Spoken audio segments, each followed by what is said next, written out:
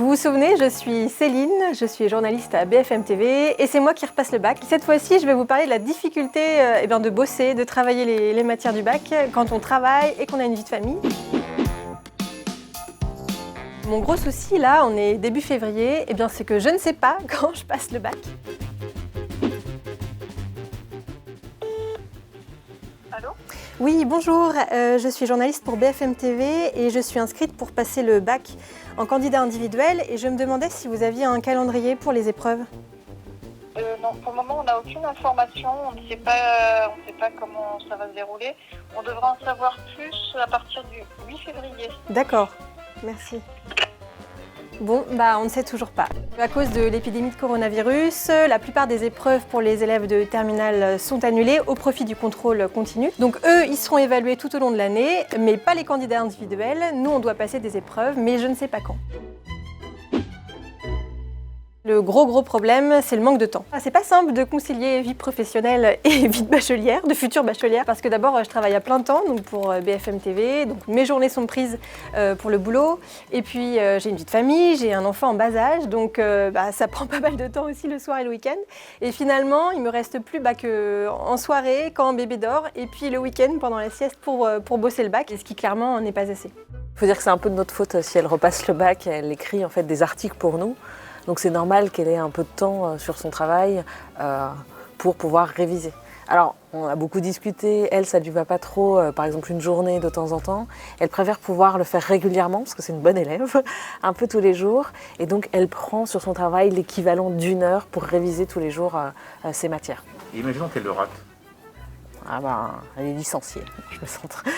Si elle le rate, c'est pas grave, on en fera des papiers. Il a fallu faire des concessions sur la vie privée pour pouvoir repasser le bac. Donc clairement, je ne fais plus rien, je ne vois plus personne. Mais bon, il faut ce qu'il faut. Du coup, pour réussir à se voir, il faut un petit peu pouvoir s'adapter aux horaires de Céline parfois.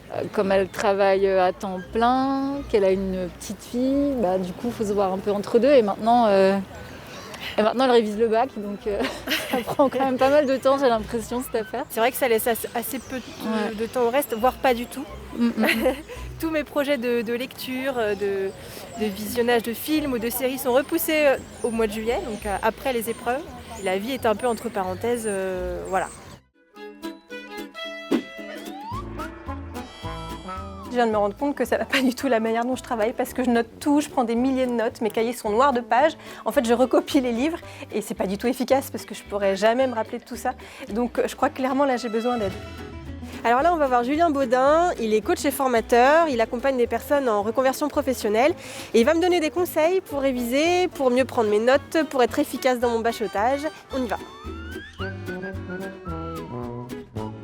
Je suis Céline. Julien, enchanté. Merci beaucoup de m'accorder du temps. Je vous en prie, avec plaisir. Allez, prenez place. Alors effectivement, la difficulté que vous avez là, c'est que c'est des notes qui vont vous permettre, vous, d'aller, on va dire, intégrer les informations, mais ce n'est pas des notes qui vont vous permettre de les retravailler. Il faut en fait travailler de manière à pouvoir réellement se servir de ces notes. La meilleure chose pour ça, en fait, c'est d'apprendre comme vous faites, mais après, c'est de faire des fiches. Est-ce que je continue quand même ça et je fais dans un deuxième temps des fiches ou est-ce que je fais directement en première étape des fiches ? Moi, ce que je vous invite, c'est déjà de trouver l'organisation où vous vous sentez le plus à l'aise. Généralement, où est-ce qu'on est le plus efficace, c'est le matin. Donc le matin, ce que vous allez faire, c'est que vous allez prendre 1 heure pour travailler, si c'est un temps que vous avez dans votre journée de travail. Vous prenez un temps et là, vous allez réviser un max. Et le soir, vous faites des fiches. Il faut que je m'organise dans mes révisions et que je me fixe un calendrier et que je m'y tienne. Deuxième chose, j'ai peu de temps, donc il va falloir être très efficace. Et troisième chose, il ne faut pas que je sois exhaustive, il ne faut pas que je note tout ce qu'il y a dans mes chapitres et dans mes bouquins. Et je fais des fiches, je vais à l'essentiel et je ne perds pas de temps. On y va. Je vous donne rendez-vous le mois prochain pour la suite de mes aventures. On parlera comment travailler efficacement, comment se préparer physiquement, mentalement, psychologiquement, comment gérer le stress. À bientôt.